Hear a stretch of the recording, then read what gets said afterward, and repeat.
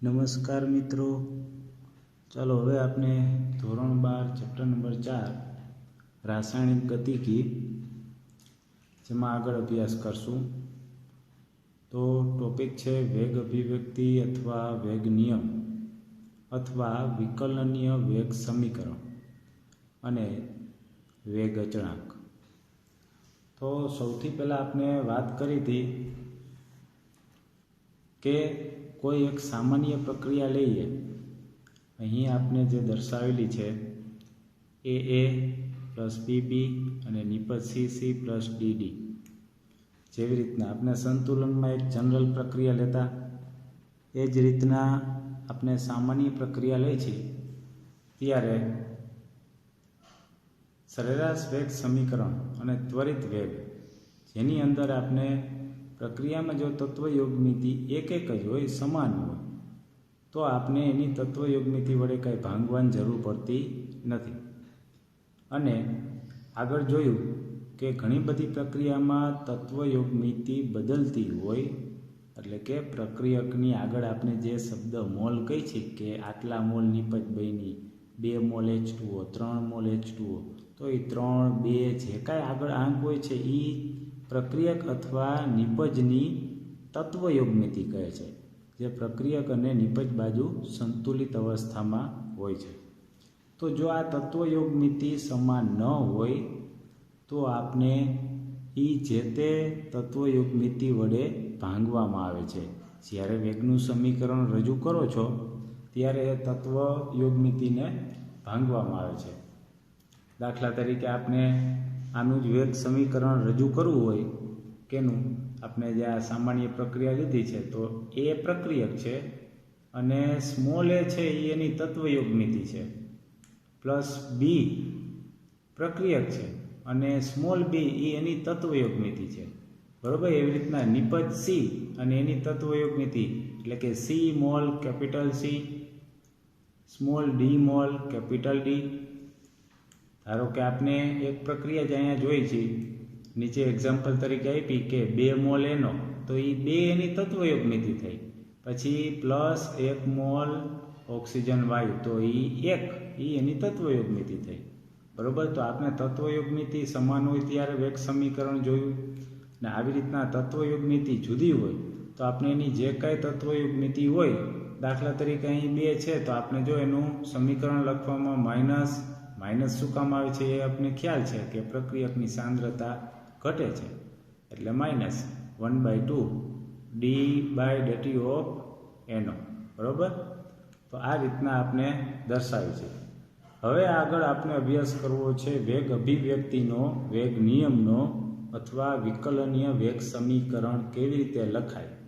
જે આપણે વેગ નિયમ જોયો કે કોઈ પણ પ્રક્રિયકની સાંદ્રતા ના પર્યાય પર વેગ છે તે આધારિત હોય છે. વેગ છે મિત્રો એ ખરેખર પ્રક્રિયકની સાંદ્રતાના પર્યાયમાં લખવામાં આવે છે. બરાબર. આપણે સરેરાશ વેગ અને ત્વરિત વેગ આલેખ પરથી જોયું કે પ્રક્રિયકની સાંદ્રતા સમય જતાં ઘટે છે. બરાબર. તો એની સાપેક્ષમાં આપણો વેગ છે એ ધીમે ધીમે ઘટશે. જો પ્રક્રિયકની સાંદ્રતા સમય જતાં વધતી હોય, પ્રતિવર્તી પ્રક્રિયા થતી હોય, તો આપણો વેગ છે એ વધે છે. બરાબર છે. એટલા માટે ખરેખર જે વેગ સમીકરણ, વેગ નિયમ જે રજૂઆત છે તે આ રીતે છે. જો અહીં બોર્ડ ઉપર તો આ વેગ નિયમ છે કે જે વેગ છે એ પ્રક્રિયકની આ સાંદ્રતાના પર્યાયમાં દર્શાવેલ છે અને તેની ઘાત x અને y. તમને મિત્રો એમ થશે કે એની ઘાત તો સ્મોલ એ નો લખાય, બીની ઘાત સ્મોલ બી નો લખાય, તો નહીં. સ્મોલ એ અને સ્મોલ બી જે તે પ્રક્રિયાની તત્વયોગમિતિ છે. જે આ x અને y એ તત્વયોગમિતિ હોઈ શકે અથવા ન પણ હોય, કેમ કે એ પ્રાયોગિક છે. કારણ કે આપણે જે x છે એ ખરેખર પ્રક્રિયક એનો પ્રક્રિયાક્રમ છે, એટલે કે પ્રક્રિયક એની સાંદ્રતા એ વેગ પર કેટલી અસર કરશે તેના ઉપર નિર્ભર કરે છે. ફરીથી કે આપણે વેગ નિયમની રજૂઆત, વેગ નિયમ છે તે નિયમ પ્રમાણે આપણે વેગ દર્શાવી તો વેગ ચલે છે એની એક્સ ઘાત અને બીની વાય ઘાત, બરાબર છે. સામાન્ય પ્રક્રિયા પરથી જ આપણે એ અને બી લીધા છે, પરંતુ એની તત્વયોગ મિતિ લીધી નથી. ખાસ જોજો મિત્રો, આ જે સામાન્ય પ્રક્રિયા દર્શાવેલી છે તેના પરથી જ આ વેગ આપણે લખ્યો છે કે વેગ એ અને બીની યોગ્ય ઘાતના સમપ્રમાણમાં છે. પણ એની ઘાત છે એ આપણે આ એ અને બીના તત્વયોગ મિતિ નથી લીધી, એને આપણે અલગ કીધું એક્સ અને વાય, કેમ કે સ્મોલ એ બી તરીકે હોઈ શકે અથવા ન પણ હોય. આવું શું કામ કહું છું? તો જુઓ, આપણે લખ્યું છે કે એક્સ એટલે પ્રક્રિયક, એના સંદર્ભમાં શું થયું? એનો પ્રક્રિયા ક્રમ કહેવાય, બરાબર છે. પ્રક્રિયક એના સંદર્ભમાં પ્રક્રિયા ક્રમ છે. એવી જ રીતના વાય ઈ શું છે? પ્રક્રિયક બીના સંદર્ભમાં પ્રક્રિયા ક્રમ છે. અને કે આપણે સપ્રમાણતા અચળાંક મૂકી એટલે કે એ એક વેગ અચળાંક બની ગયો, બરાબર. તો આપણે એક્સ અને વાયની વાત કરતા તો એમ કહેવાય કે જુઓ, આપણે વેગ નિયમ એવું કહે છે કે વેગ છે એ કેના પર્યાયના અનુસંધાનમાં હોય? તો કે છે પ્રક્રિયકની સાંદ્રતાના. હવે આપણે એમ કહીશું કે પ્રક્રિયક એની સાંદ્રતાના પર્યાયમાં છે, પરંતુ તેની યોગ્ય ઘાત. હવે કોઈ પણ પ્રક્રિયા હોય તો એમાં બંને પ્રક્રિયકો એક સરખી રીતે જ વેગ પર અસર કરતા હોય. ધારો કે 3 પ્રક્રિયકો છે, A plus B plus C, તો એ ત્રણેય વેગને એક રીતે જ સમાન અસર કરતા હોય, બરાબર. 3 જુદી જુદી કેપેસિટીવાળા માણસો હોય તો ત્રણેયનું દોરડું ખેંચવાની ક્ષમતા સરખી હોય ન પણ હોય, અને સરખી પણ હોય એ ફિક્સ કહી શકાય નહીં. એ ત્રણેયની ક્ષમતા ઉપર આધારિત છે. તો અહીંયા પણ કંઈક એવું છે કે એ અને બી, આ એની સાંદ્રતા વેગ પર કેવી અસર કરશે એના ઉપર એક્સ આધારિત છે. એવી જ રીતના બીની સાંદ્રતા વેગ પર કેવી અસર કરશે એના પર આધારિત છે. એટલા માટે એક્સ એ એના સાંદ્રતાના સંદર્ભમાં એનો પ્રક્રિયાક્રમ છે, અને વાય છે એ બીના સંદર્ભમાં તેનો પ્રક્રિયાક્રમ છે, બરાબર છે. તો આ પ્રાયોગિક રીતે નક્કી થાય છે. એક્સ અને વાય એ તત્વયોગ મિતિ તરીકે અમુક જગ્યાએ જોવા મળશે, અને ન પણ હોય આવું બની શકે. એટલે કે એક્સ અને વાય છે એ સૈદ્ધાંતિક રીતે નક્કી કરી શકાતું નથી. પછી આપણે કુલ પ્રક્રિયાક્રમ જોવું હોય તો એ સૈદ્ધાંતિક રીતે આપણે દર્શાવી શકીએ કે હાલો એક્સ પ્લસ વાય બે પ્રક્રિયકની જે કાંઈ ઘાત છે એનો સરવાળો કરી નાખો તો તમને કુલ પ્રક્રિયાક્રમ મળી જાય. પરંતુ કોઈ એક પ્રક્રિયકના સંદર્ભમાં પ્રક્રિયાક્રમ છે એ સૈદ્ધાંતિક રીતે નક્કી કરી શકાતો નથી. તેનું કારણ માત્ર એટલું જ છે કે એ પોતે એ પ્રક્રિયક વેગ પર કેવી અસર કરશે એના પર નિર્ભર છે, બરાબર છે મિત્રો.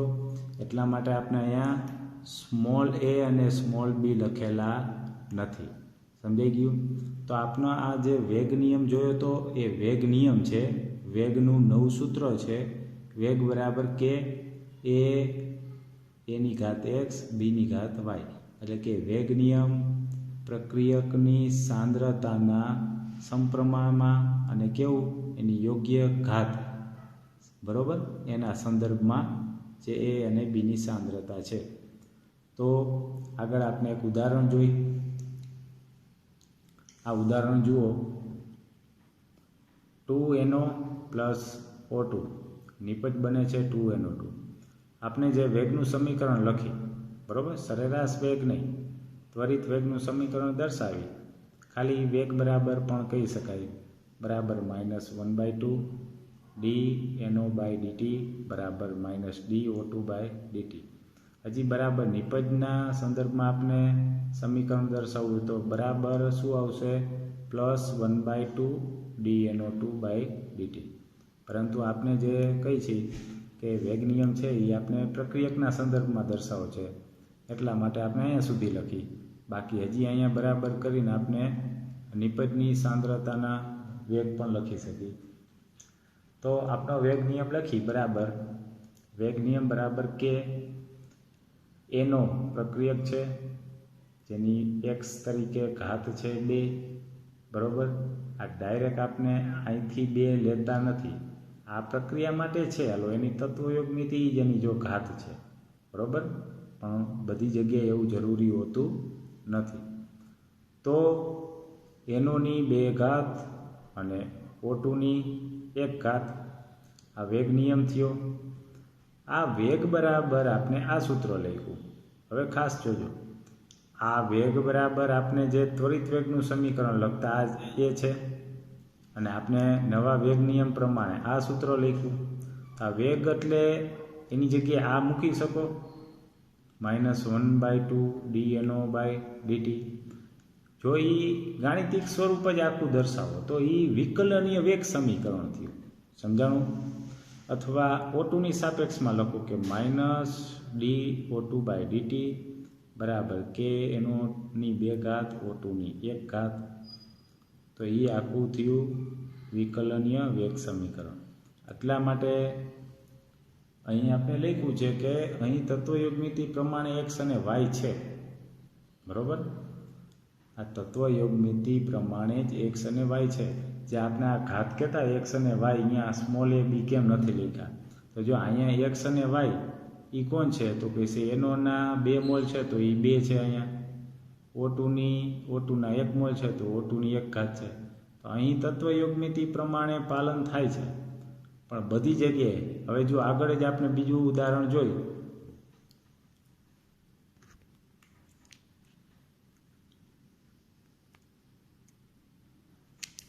આ HCl વાળું જો ક્લોરોફોર્મ છે, CHCl3 પ્લસ Cl2 અને CCl4 કાર્બન ટેટ્રાક્લોરાઇડ બને છે અને HCl. આનો વેગ નિયમ લખી તો વેગ બરાબર K ક્લોરોફોર્મની સાંદ્રતા તો કે છે ગુણ્યા Cl2ની સાંદ્રતાની 1/2 ઘાત. તો અહીંયા ક્યાં 1/2 છે? નથી. તો અહીંયા આપણે અહીં તત્વયોગમિતિ પ્રમાણે XY નથી. એટલા માટે બધી પ્રક્રિયાઓમાં એ તત્વયોગમિતિ પ્રમાણે હોઈ શકે અથવા ન પણ હોય. એટલા માટે વેગ છે કે જેનું સૂત્ર વેગ બરાબર K અને પ્રક્રિયકની સાંદ્રતાની યોગ્ય ઘાતના સમપ્રમાણમાં છે.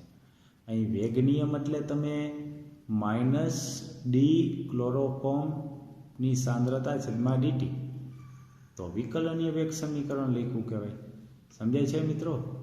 આપણે જનરલ પ્રક્રિયાનું સમીકરણ લખીને -1/a dA/dt બરાબર -1/b dB/dt બરાબર +1/c dC/dt બરાબર +1/d dD/dt.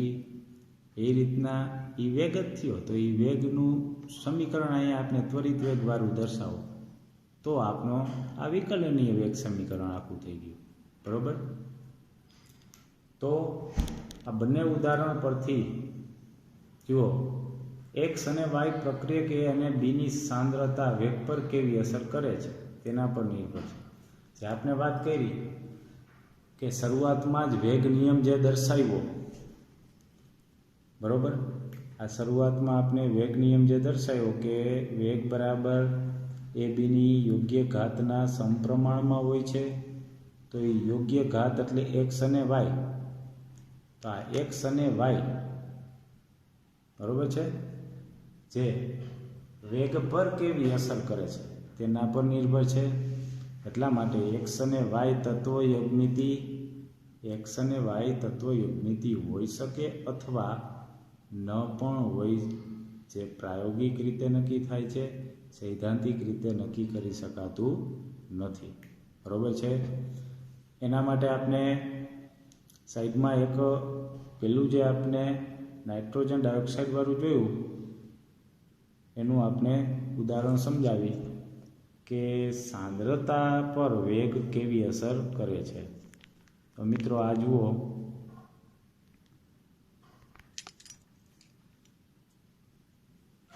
અહીંયા આપણે વેગ 1 કરીને દર્શાવ્યું છે. આ વેગ 1 છે, બરાબર.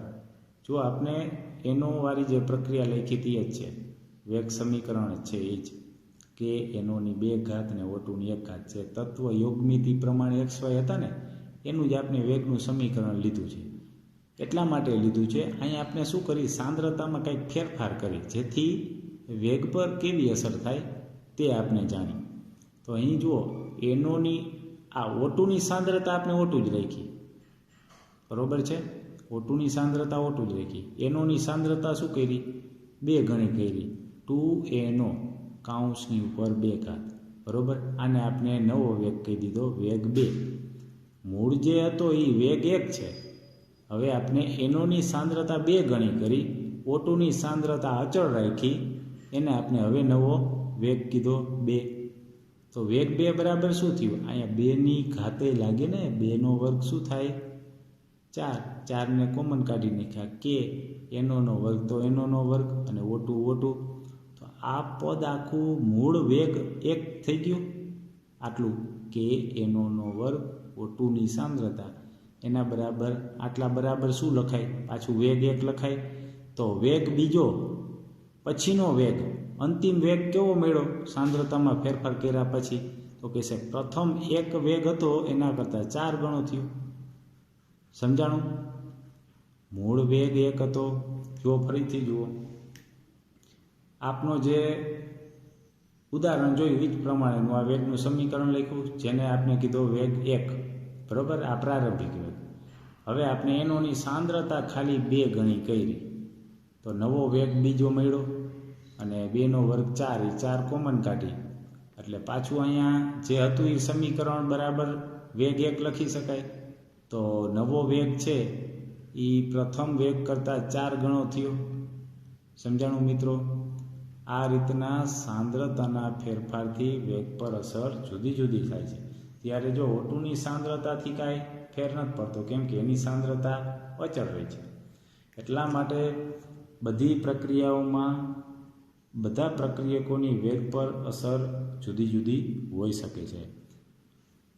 ચાલો તો હવે આપણે આગળ જોઈ વેગ અચળાંક. તો આપણે વેગ અચળાંક છે